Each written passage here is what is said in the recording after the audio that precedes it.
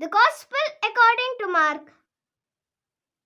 Jesus and his disciples came to the town of Capernaum. And on the next Sabbath, Jesus went to the synagogue and began to teach. The people who heard him were amazed at the way he taught, for he wasn't like the teachers of the law. Instead, he taught with authority. Just then, a man with an evil spirit in him came into the synagogue and screamed, "What do you want with us, Jesus of Nazareth? Are you here to destroy us? I know who you are. You are God's holy messenger." Jesus ordered the spirit, "Be quiet and come out of the man."